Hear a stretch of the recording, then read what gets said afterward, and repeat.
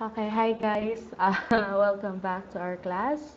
So today we're going to discuss HTML links and navigation. So when we say HTML links and navigation, basically we're talking about how to navigate the said website. So where are you going to click, like home, about, and other information like that. And basically we are dealing with hyperlinks because hyperlinks are the one that provides the links, of course, as the name implies. Okay, so next one. So before we proceed, we will discuss first what are links. So basically, links are specified using the A element. So yung tag na A. So anything between the A tag and the closing tag becomes part of the link that users can click in a browser. Okay. So, when we are linking to other websites, actually napadaanan na natin to last meeting. So, when we are linking to another web pages, so we need to have the opening tag. They should carry the attribute called href. So, href here dito natin ilalagay yung name ng file or name ng web page kung saan natin siya ipupunta. So, an example for this one, this contains a link to the second page called index.html. So if you're going to click return to the home page, if you're going to click the home page, it contains index.html where it shows the page itself. So as long as index.html is the same folder, when you're going to click, it will go to that same link. So ang sinasabi ko rito is all links should be in one folder only, especially if we're dealing with a local hosting or same web pages na ginawa nyo rin. Okay? So, next is we have, ayan. So, if you want to link to go to a different website, so you can use the A element again, but then you need to specify the whole or the full web address of the page where you want to link rather than just the file name. So, for example, if you need to go to the to the Facebook website, so you have to enter yung buong HTTP or HTTPS, www.facebook.com, then Facebook website. If you're going to click now, Facebook website here, it will go directly to the facebook.com, so the Facebook website. So the full web address here is often referred to as the URL or the Uniform Resource Locator. So you need to put the URL here, the full URL here, not just like facebook.com or www.facebook.com. You need to include here the HTTP or HTTPS. Okay? Okay. So next is, so when creating any link, you should try to make it concise and use words to let people know that what they will see if they click on the link. So example, mas maganda kasi guys kapag if you're going to develop like a website, you should always have it like descriptive, or you can actually use images as well, not just click here. Example, you don't madalas kasi mga clickbait, so they madalas click here lang, so like nalilito yung mga tao, so what do they do? Kaya so it is really better if you're going to use an image or maybe a text that describing kung saan nga pumupunta talaga yung pangalan na to, yung link. So you can also use the title attribute on a link, so you add title after href or before href. So the value can actually be a description kung saan pupunta yung link. So when you hover your mouse to your pointer to the link, it will show na parang the details on where you are going. Yeah. Okay. Next, okay, so let's demonstrate first this one.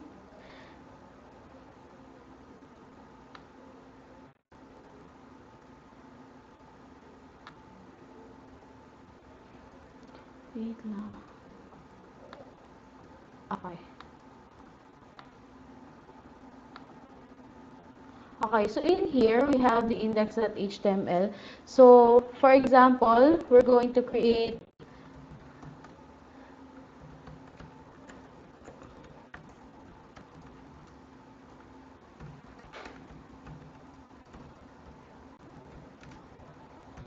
okay, so I'm just doing the preliminaries. So, body. then P. Okay, I'm going to put the link.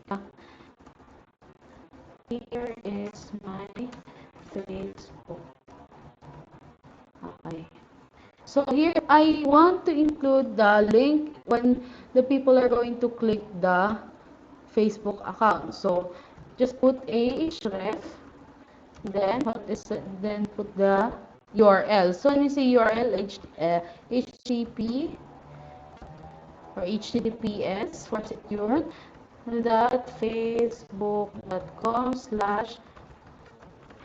So this is my Facebook account. So when this is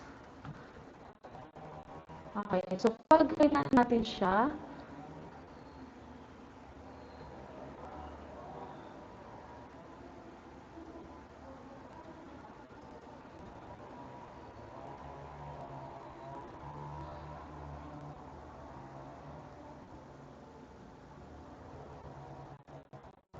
char lang. Okay, so uh,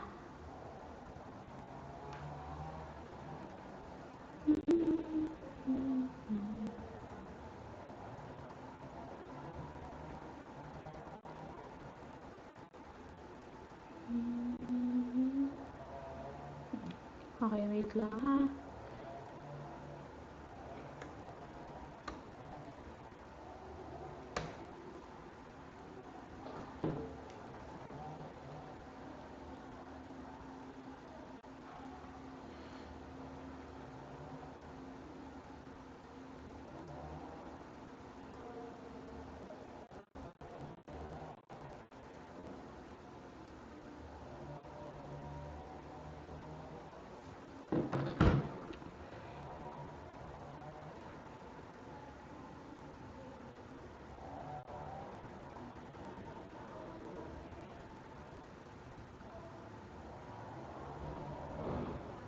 Okay, so as you can see here guys, na-fill up ako. Ayan.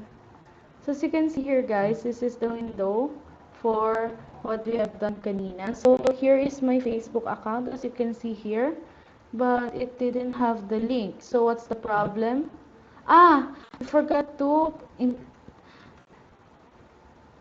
we need to put the, so let's look for the problem. So hindi natin nailagay yung Facebook account sa sara ng A. So you need to end it there.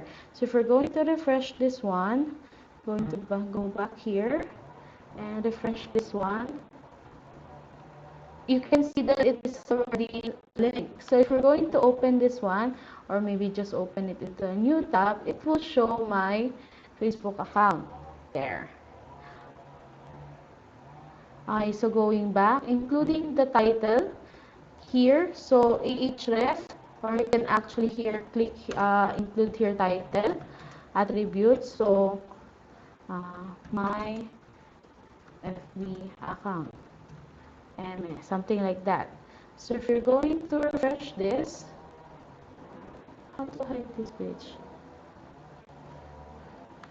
Ayan, so ganyan siya.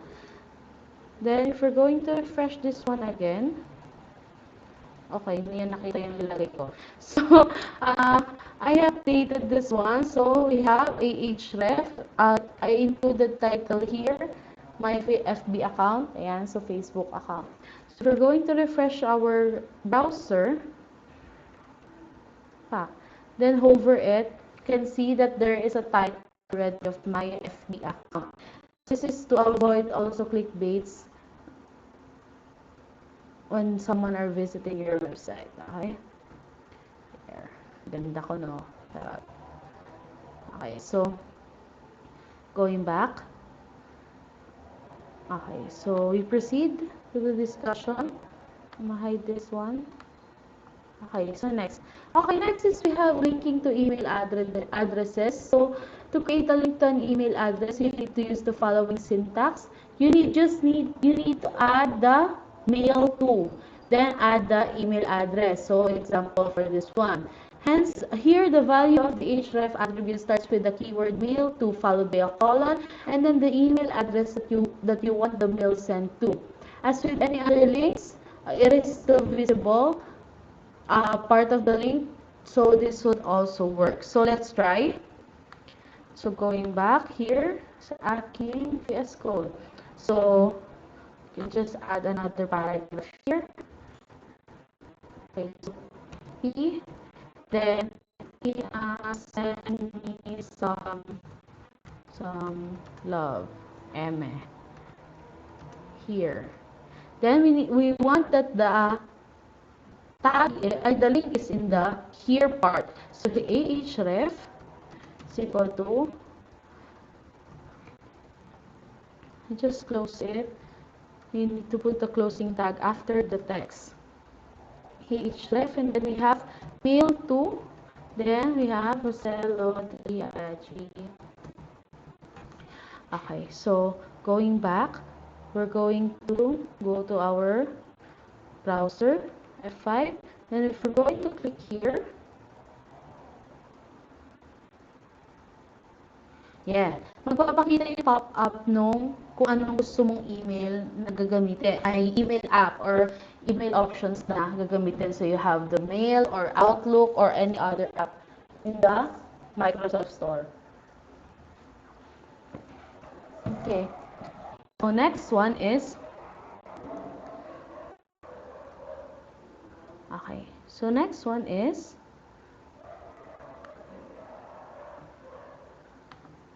so here's some examples. So let's try this. Sabay-sabay tayo. Okay, so first we're going to delete everything.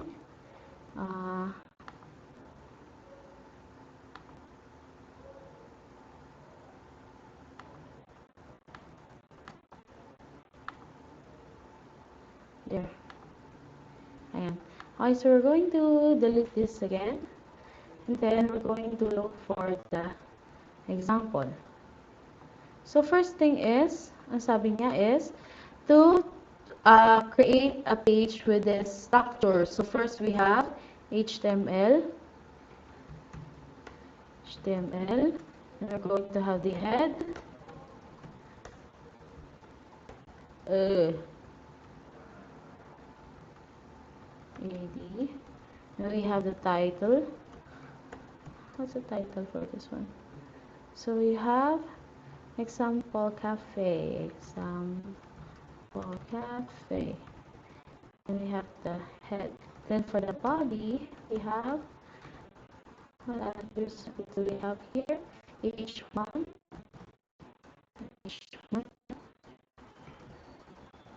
then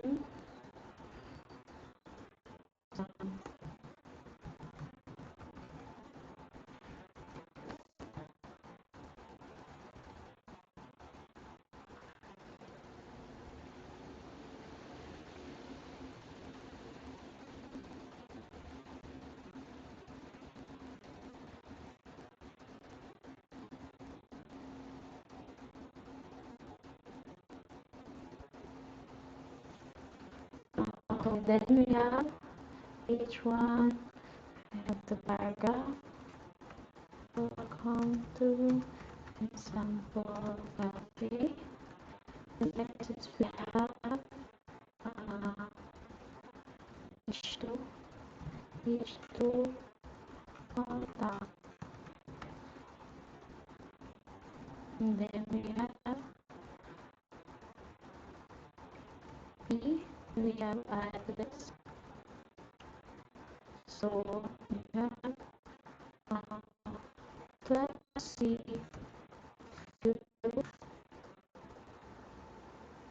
new query,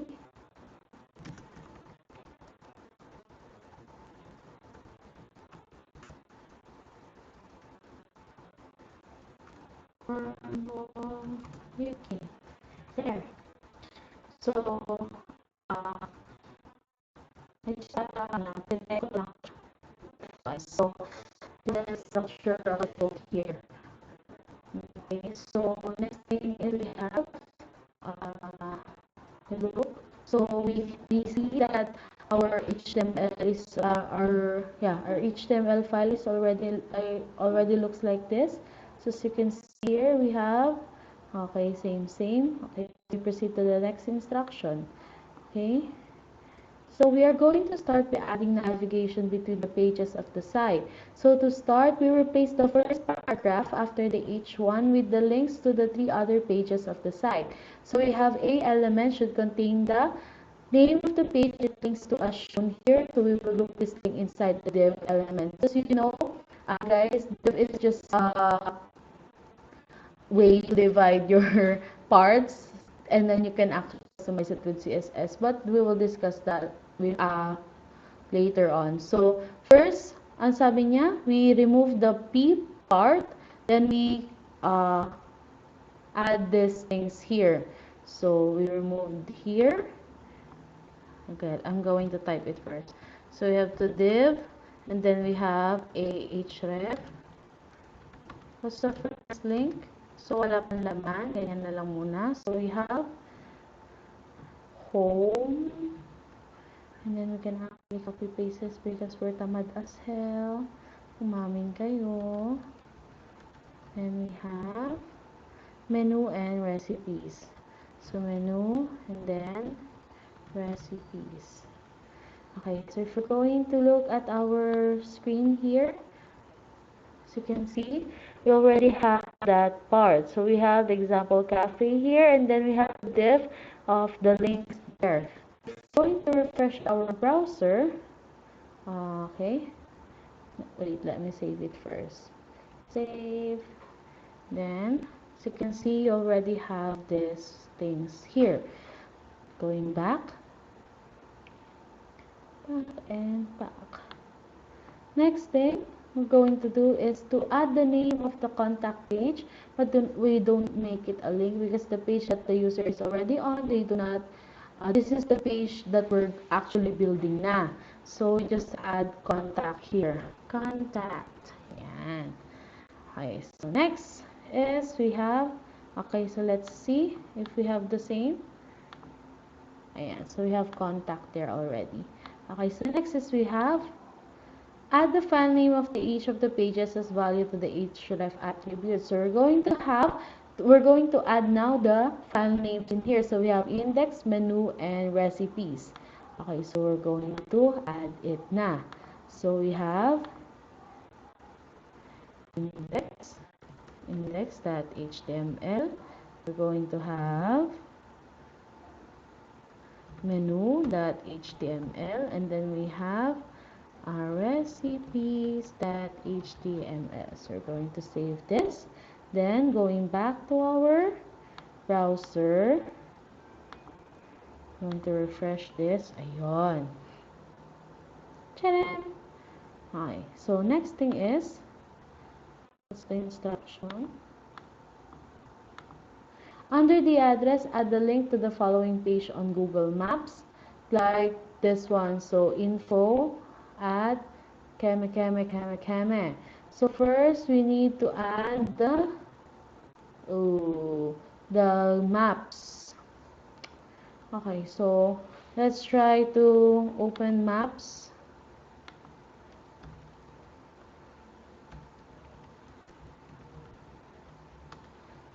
Okay, so I'll open that. Yeah, so we're looking for, new way. So new way, UK, there. So we can actually share this, get the link, so copy, yan, para mas madali. Then going back to our VS Code, okay.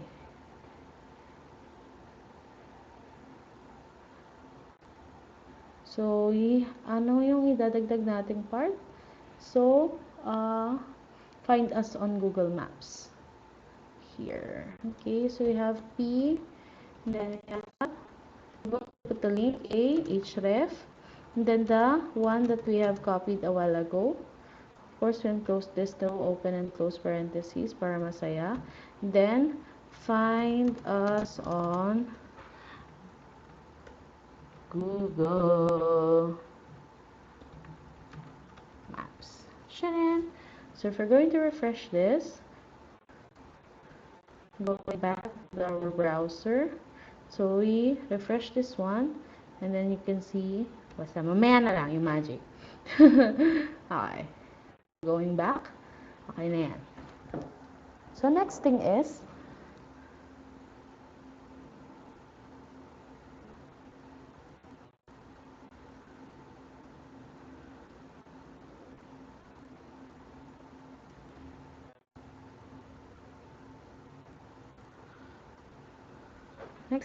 we're going to have the, there. So we're going to have the email. Okay, so I'm going to add the email address. Yeah.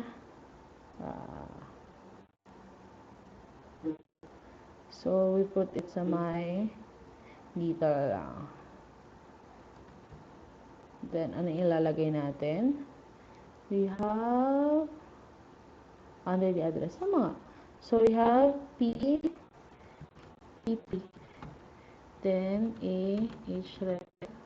then mail to info@examplecafe.com. Tama ba? Let's see. Yeah. Then we're going to add the text. So mail to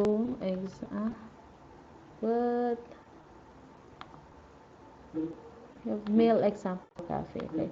Mail example cafe. There. So the next step is going to have. Okay, so let's just save this as contact. What's the name? Contact.html. So save. Then where's our camera room? Rename. And contact.html. So if we're going to save this one, it should actually look like this. Okay, so let's go to our browser. Okay, let's refresh. Ayan. Nay, not found. Charot. So, inedit ko kasi yung file name. Contact. Sharon! Does it look the same?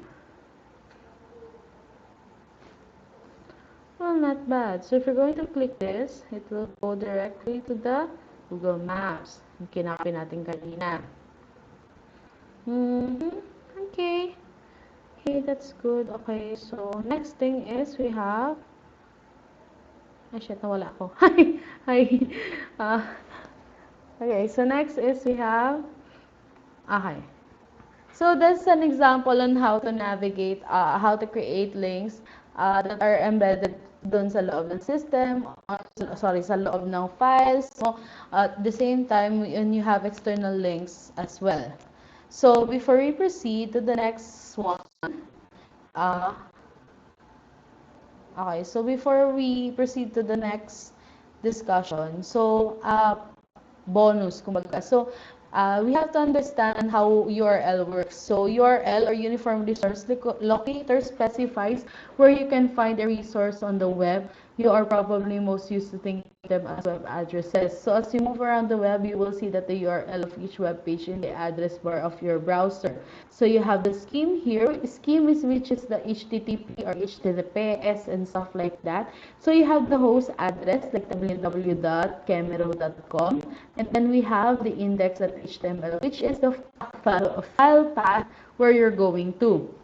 Sometimes this host address also can be an IP address. Like, an example here in school, we have 192.168 like Keme, ganyan. So, yun yung mga andito. Hindi pala to slideshow. Okay. So, the file path always begins with a / character. So, as you can see here, yan ang / siya dyan. And then, we have, because it's one of our directory names. So remember, directory is just another name for a folder of the web server. So the file path may end with the file name at the end. So in this example, we have books and then beginning xhtml.html. So the file path will usually correspond to the directory structure of the website. So in this case, you're having this. So, bakit ko ito nabanggit? Because actually, if you're dealing with lots and lots of HTML pages already, the case is, so kailangan mo na siyang ilagay sa folders. In our case, in this example kanina, since we are still using one HTML file, or one or two HTML files, it is not that much of a burden pa. So, but in time, we can actually use like directories, so we can actually demonstrate it later on. Okay, so with that, Hmm. If you have questions, just DM me on, just go to our Discord channel, drop your questions there, and of course, the activities will be sent tomorrow as part of your laboratory activity. Iyan lang. Shucks, natapos ko. Okay guys, see you tomorrow. Bye-bye.